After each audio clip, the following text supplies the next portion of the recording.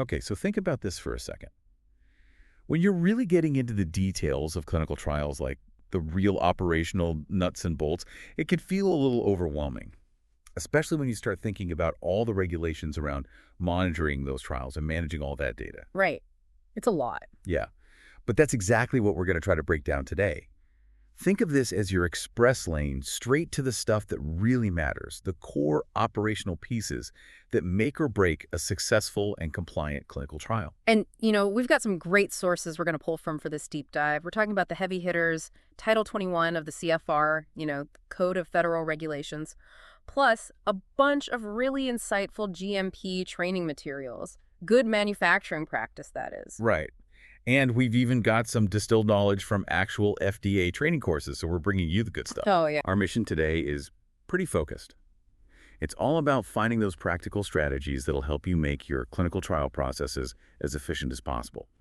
And of course, we're going to talk about how to manage those inevitable risks that pop up and face audits without breaking a sweat, all while keeping everything squeaky clean and compliant with CGCP, current good clinical practice. Absolutely. And you know what? We've stumbled across some really interesting connections and super practical insights that we're excited to share with you. You might be surprised. For sure. So to kick things off, let's talk about good manufacturing practices, or GMP. Now, when you hear GMP, you probably think about, well, the actual manufacturing of drugs. Right, the factory floor. Exactly. But what's fascinating is how those basic principles of quality and compliance that are baked into GMP, well, they actually reach way beyond the manufacturing plant. They influence everything, even how we monitor studies and handle data. They really do. It's a whole philosophy. It is. And to really appreciate how important GMP is in today's clinical trials, it helps to look back a bit. Right. See where we came from. Exactly. Yeah. And, our annual GMP training transcript reminded us that back in the early 1900s, pharmaceutical regulation in the U.S. was, well, it was pretty much the Wild West. Like, did you know there were teething syrups being sold with morphine in them? Wow. Yeah. Hard to imagine now. Seriously. Yeah. And as the training materials pointed out, it was that book, The Jungle, by Upton Sinclair, the one that exposed all the awful stuff happening in the meatpacking industry that really kicked things into gear. Oh, yeah, that was a big one. It was huge. And that's what led to the 1906 Pure Food and Drug Act. That was the first real step towards making sure that both food and drugs were safe and, well, what they claimed to be. And the Bureau of Chemistry that was created back then, that's what eventually became the FDA as we know it today. That's right. But the evolution didn't stop there. The training materials also talk about the sulfanilamide tragedy in 1937. This pharmaceutical company decided to dissolve this antibiotic in a solvent, without testing it properly, of course. And it turned out the solvent was toxic. Yeah, lots of people died. Horrible. But that tragedy really hammered home the need for serious quality control and solid regulatory oversight. It's a stark reminder of why we have the strict regulations we do today, right? Yeah, definitely. So this whole historical journey, it really underscores how important it is to have consistent quality in everything we do. And just as crucial, that consistent regulatory compliance that we're always striving for. Absolutely. And to achieve that, the annual GMP training breaks it down into 5 key elements: people, premises, processes, products, and procedures. 5 Ps. Exactly. And when you think about clinical trials, it's clear how each of these plays a role. You need qualified people running the show, right? The research has to be conducted in suitable facilities. That means good places for patient visits, proper labs for processing samples, and so on. And then there are the processes. Right. Every step of the study conduct and how that data is handled, it all needs clear processes. You got it. And of course, there's the investigational product itself. It has to be handled and tracked correctly. And finally, you've got to have solid procedures in place. Right. That's where the protocols and SOPs come in, standard operating procedures. They lay everything out in detail. Exactly. And one thing that really stood out in that training transcript was the point that GMP isn't just something that happens on a factory floor. Everyone involved, and I mean everyone, has a responsibility to uphold those GMP principles. And that really hits home for clinical trials. It does, because it means it's not just the principal investigator at the site, right? No, it's the whole sponsor team, the CRO, contract research organization, the data management folks, everyone. They all have to be on the same page. That culture of quality and compliance, it has to be everywhere. It really does. And that's where effective study monitoring comes in. That's where we see those GMP principles in action within the clinical trial itself. And the FDA is super clear about this. In their clinical investigator training course materials, they emphasize that the investigator, the one leading the study, they hold the ultimate responsibility for how that study is conducted. It's a big responsibility. Oh, yeah, and it covers everything. I'm talking about meticulous oversight, sticking to regulations and GCP like glue, making sure the study participants are protected above all else, and ensuring the data they collect is rock solid. So how does the FDA make sure that all happens? Well, they don't just sit back and hope for the best. They have a program called the Bio-Research Monitoring Program, and as the training course explains, it's pretty hands-on. We're talking about on-site inspections at the trial sites themselves, plus deep dives into the data to make sure everything's legit. They're really out there in the field, huh? They are. And what's important to remember is that the FDA isn't just looking for paperwork. They're evaluating how things are actually done. The practices and procedures that could influence the study results and obviously impact the safety of the people participating in the research. Yeah, that makes sense. And the scrutiny applies even to the newer, more innovative trial designs that are being used these days. The FDA really stresses the importance of quality by design, meaning building quality into the trial right from the beginning and using quality risk management throughout. It's all about being proactive. Figuring out potential weak spots and taking care of them before they can mess things up or put people at risk. It's like preventative maintenance. Exactly. Catching things early. So is it all about site visits then? Well, the training course also revealed something really interesting. It turns out there's a constant flow of communication happening between the FDA investigators doing those site visits and the review divisions back at headquarters. So let's say the investigators find something concerning, like maybe there are problems with keeping the study treatments blinded, or there's a pattern of adverse events not being reported properly. Well, that information can trigger the FDA to take a closer look. They might decide to inspect more sites or even go straight to the sponsor or the CRO involved in the study. This is a very connected system. It really is. It shows how seriously the FDA takes their oversight role. Now let's talk about something that can make people in clinical research a little nervous. FDA Form 483s. These forms are given out at the end of an inspection, and essentially they list any potential GMP violations that the FDA investigators found during their visit.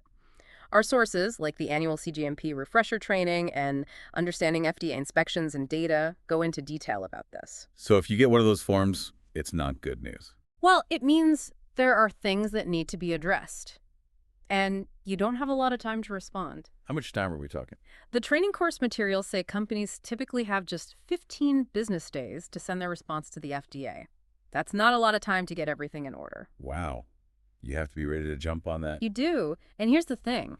The FDA investigators won't tell you exactly how to fix the problems they've listed on the 483, but what they do expect is a thorough corrective and preventative action plan, or KPA. The FDA training makes it clear that this KPA plan has to spell out exactly how the issues will be fixed and, just as importantly, what steps will be taken to prevent them from happening again. Right, so it's not just about fixing the current problem, it's about making sure it doesn't come back. Exactly. Prevention is key. Now, it's important to note that not all 483s are created equal. Some are more serious than others. We've got different classifications, and sources like the annual CGMP refresher training and understanding FDA inspections and data lay those out. Okay, break it down for us. So the best outcome is something called NAI, no action indicated. This basically means the FDA found a few minor things, but nothing that needs further regulatory action. Then there's VAI, which stands for Voluntary Action Indicated. This means the FDA found some areas that need improvement, but they're not planning to take immediate enforcement action. And then there's the one you really want to avoid, OAI, Official Action Indicated. Yikes. Yeah, that one's not good. And OAI means the FDA found some serious non-compliance with GMP regulations, and they're very likely to take further action. That could mean issuing warning letters. Those are official notices about the violations, or even more serious consequences, depending on how bad the findings were. So understanding these classifications is really important. It helps you figure out what the potential fallout from an FDA inspection might be. Makes sense. And it sounds like the FDA is always finding new ways to keep everyone on their toes. They are. The FDA Clinical Investigator Training Course also talks about remote regulatory assessments, or RRAs. This is a newer tool in the FDA's arsenal, and it basically allows them to evaluate compliance remotely. So no more surprise visits. Well, they can still do on-site inspections, but with RRAs, they can use things like screen sharing to look at documents and processes remotely. Interesting. So are RRAs like a mini inspection? Sort of. But here's the thing. Even though they provide valuable information for the FDA, RRAs don't actually result in a Form 483 being issued, at least not yet. So you could still have problems, Yeah. even without getting an official form. Exactly. The training materials are clear about that. If the FDA finds issues during an RRA, they could still take compliance or regulatory actions later on. So even though the format's different, the goal is the same, making sure everyone is following the rules. Okay, let's switch gears a bit and talk about data management. Because at the end of the day, the quality of the data from a clinical trial is the foundation for everything. It's what tells us if a treatment is safe and effective.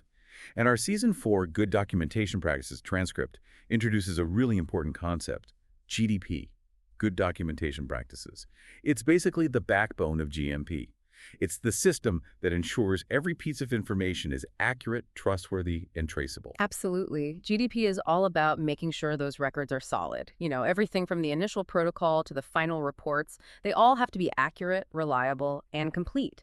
And the transcript emphasizes a key principle of GDP, contemporaneous recording. That means documenting everything as it happens, right then and there. No backdating or trying to remember things later. Right, if it's not written down, it didn't happen. Exactly. And even though it sounds simple, consistently following this principle is so important for maintaining data integrity. That GDP transcript really drives home the point with that saying, if it wasn't documented, it wasn't done. It might seem like a cliche, but seriously, if you stick to this rule, it can make a huge difference in how reliable and defensible your clinical trial data is. Makes sense. And building on that, the Season 7 Advanced CGMP Topics and Case Studies transcript reminds us about those ALCOA principles, attributable, legible, contemporaneous, original, and accurate. Those 5 words are like a checklist for checking the quality of any piece of data from a clinical trial. Okay, give us an example. Sure. So attributable means you can clearly see who recorded the data, who's responsible for it. And original means you're keeping the very first record or certified copy of it. Got it. So where do SOPs fit into all of this? Oh, standard operating procedures are crucial for data management. Our Season 4 Good Documentation Practices and annual GMP training materials both talk about how SOPs are like the instruction manuals for everything. Yeah, right. They lay out who's responsible for what, make sure critical tasks are done the same way every time, and provide a framework for training new team members. Consistency is key. Right. Everyone's on the same page. So the quality unit is ultimately responsible for the SOPs. They typically are, yes. According to the GDP transcript, they usually have the final say on creating, reviewing, approving, and maintaining those SOPs. It's a way to ensure that there's independent oversight and that everything's consistent. And of course, we can't forget about all the electronic data we're dealing with these days. Oh, yeah, that's a big one. The Season 2 Delving into FDA 21 CFR and Key Regulations transcript talks about the importance of electronic record-keeping systems and how crucial they are for maintaining data integrity. Right, because electronic data can be tampered with, so there are extra safeguards in place. Exactly. And that transcript specifically mentions CFR Title 21, Part 11, which lays out all the requirements for electronic records and signatures. Yeah. Those requirements are there to ensure that electronic records are just as trustworthy and reliable as paper records. Things like audit trails, records of who accessed and changed what, and controls on who has access to the data, those are all super important. They are. And before we move on from data management, there's one more thing I want to mention. Complaints. Oh, yeah. Those are never fun. No, but they're important. The Season 2 transcript actually highlights how critical it is to have solid procedures in place for handling complaints, whether they're from participants, investigators, or anyone else involved. It's not just about keeping people happy. It's about using those complaints as valuable information to identify potential quality issues and make things better. Yeah. Continuous improvement, right? Right. Always looking for ways to do things better. So we've talked about the basics of GMP, dug into study monitoring, and stressed the importance of robust data management. Now let's talk about how quality is built into the entire clinical trial process. And a big part of that is quality risk management, or QRM. It's all over our Season 3 Key Elements of Good Manufacturing Practices transcript. Right. QRM is all about being proactive. It's a systematic way to identify, assess, control, communicate, and review any potential risks that could affect the quality of the product or the data from the trial. And the annual CGMP refresher training emphasizes that this isn't a one-time thing. It's an ongoing process that needs to be woven into every stage of the product's life cycle and the study itself. So it's not just about putting out fires as they pop up. It's about preventing them in the first place. Exactly. And our Season 3 transcript highlights two core principles of QRM, which come straight from the ICH-Q9 guideline. The first one is that when you're evaluating risks, you have to base it on science and always focus on protecting patients. It's about making decisions that are backed by data and putting the well-being of the participants first. The second principle is that how much effort and formality you put into managing risks should match the level of risk you've identified. Okay, that makes sense. You don't want to go overboard on a tiny risk. Exactly. And the annual CGMP refresher training points out that this risk-based thinking is becoming more and more integrated into every part of clinical studies, from designing the protocol to analyzing and reporting the results. It's a mindset shift, thinking ahead about what could go wrong and having plans in place to prevent those problems before they cause harm or compromise the study. It sounds like a lot of planning. It is, but it's worth it. And speaking of planning, our annual CGMP refresher training also mentions some helpful tools like failure mode and effects analysis, or FMEA. What's that? It's basically a structured way to identify potential points of failure in a process. You figure out what could go wrong, think about the consequences if it did, and then prioritize actions to prevent it from happening. Like a what-if scenario. Exactly. It's a great way to get ahead of potential problems. So, besides risk management, what else is important for quality assurance? Training. As the Season 6 GMP Auditing and Quality Management Systems transcript emphasizes, training everyone involved in the clinical trial is absolutely critical. When staff are trained properly, they're much more likely to follow procedures, record data accurately, and contribute to the effectiveness of the whole quality system. Untrained staff. That's a red flag for regulators. So what about process validation? Where does that come in? Good question. The Season 6 and annual GMP training materials talk about how process validation is all about proving that a particular system or process will consistently produce what it's supposed to and that it meets the predetermined quality standards. So you're not just hoping it'll work, you're proving it. Exactly. It's about showing that your critical processes are robust and reliable, that they'll deliver the same results every time, whether it's batch after batch of a product or study after study. It sounds like you're trying to eliminate any surprises. Pretty much. And speaking of things you don't want to be surprised by, let's talk about regulatory audits. Oh boy, here we go. I know, it can be a bit daunting. But audits are a crucial part of ensuring compliance and constantly improving. And our annual CGMP refresher training transcript stresses a key point. Being ready for an audit isn't something you do right before the FDA shows up. It's an ongoing commitment. Right, so it's not about cramming for a test. It's about living and breathing quality and compliance every single day. Exactly. And a cornerstone of that continuous readiness is something highlighted in the Office of Study Integrity and Surveillance Workshop 2022 transcript, Yeah. maintaining impeccable records. I'm talking organized, complete, detailed records.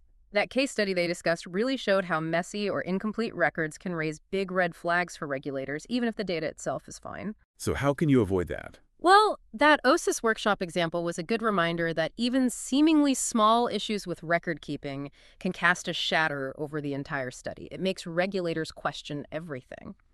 Another crucial element of audit preparedness, as emphasized in the Season 6 transcript, is having strong KPA systems in place. That means not only quickly fixing any problems that are found, but also doing a deep dive to figure out why the problem happened in the first place and putting preventative actions in place. Right, so it's not just about putting out the fire, it's about making sure it doesn't start again. You got it. And going back to those Form 4833s we talked about, our Understanding FDA Inspections and Data and FDA Clinical Investigator Training course materials both stress the importance of a timely response. The FDA expects a response within 15 business days, and that response absolutely has to include a comprehensive KPA plan. So you're showing them that you're taking their concerns seriously and that you're on top of things? Exactly. And one more thing about 483s, the FDA training points out that if you disagree with something they've observed, you can absolutely say so. You can provide your reasoning and any supporting documentation as part of your response. Your KP plan can even reflect your different interpretation as long as you have a scientific basis for it and can explain your reasoning clearly. Okay, so we've covered a lot today, from the foundations of GMP to proactive risk management and being audit ready. It's all connected, isn't it? It really is. All these pieces are essential for conducting ethical and scientifically sound clinical research. And it's not just about checking boxes for the FDA. It's about ensuring the quality and safety of the therapies we're developing. At the end of the day, it's about the patients who need those therapies. Absolutely. It's all for them. So, as we wrap things up, here's something to think about. We've been talking about the world of clinical trials. All the meticulous record keeping, the proactive risk management, that commitment to quality and everything. But what if you applied these same principles to other areas of your work or even your personal life? Think about it. What if you approached other projects or challenges with that same level of detail, that same focus on preventing problems, that same drive for excellence? Could it lead to better outcomes, fewer unexpected issues, and maybe even a smoother, less stressful experience overall? We encourage you to check out the CFR sections and ICH guidelines we've mentioned if you want to learn more about any of this. And with that, thank you for joining us on this deep dive. Thanks for having me. It's been a pleasure.